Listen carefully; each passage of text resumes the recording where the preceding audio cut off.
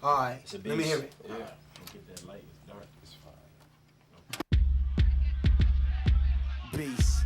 What up? It's the Ambassador, and you're watching Soundcheck, where music and faith collide. Clap. 2 Corinthians 5:20 talks about God making an appeal through his people. So it's like I'm not the only ambassador, but one day somebody challenged me to have a name in rap. Most rappers rap, or a lot of rappers choose rap names just to sound cool or catchy, something that's marketable. But somebody challenged me, said, yo, come up with a name that has meaning, significance, communicates what your heart passion is. So I started getting rocked off this idea of being God's ambassador, feeling like I was sent from one dominion, one rulership to another foreign land, yet wherever I touch, it's his soil, you know what I mean? So it's like, I just said, man, that's me, his ambassador. God's making an appeal through me, saying be reconciled.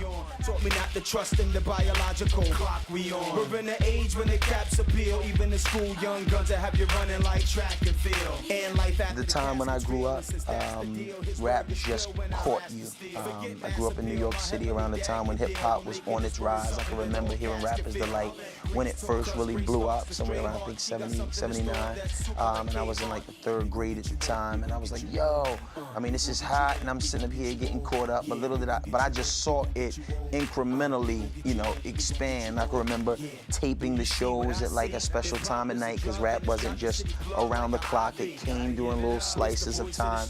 And so I just grew up and followed it and felt like it spoke directly to me, and it almost spoke for me in some ways. And so just like anybody, you just sort of follow it as a, you know, as a fan, and then eventually, because I was a Christian though, as I grew in my understanding of the faith and of the kingdom and of the king, I began to see where hip hop and Christ began to clash.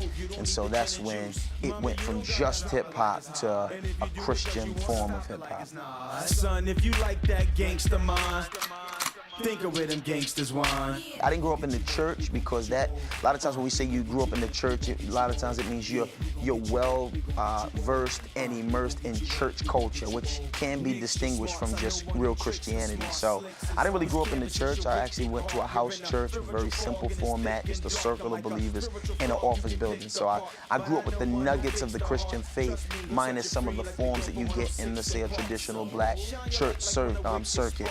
And so, but yeah, I was led to the Lord at 4 years old by my father, disciple heavy, almost militantly, to 13, ran away from my pops just because the narrow road was too much for me. I mean, he believed in giving everything away and we taking the L so other people could live. And I was like, this is, man, I just want to be a kid. I want to rock fashions that kids rock. I want to do what kids do. So I ran away, went to my other parent, who at that time was secular as all get out. So I went for quote-unquote freedom, but of course wound up in bondage.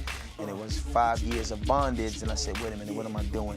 It's better to be a servant and free under, you know, in God's economy than to be out here and wind up eating slop with the pigs, sort of like the prodigal son. Yeah.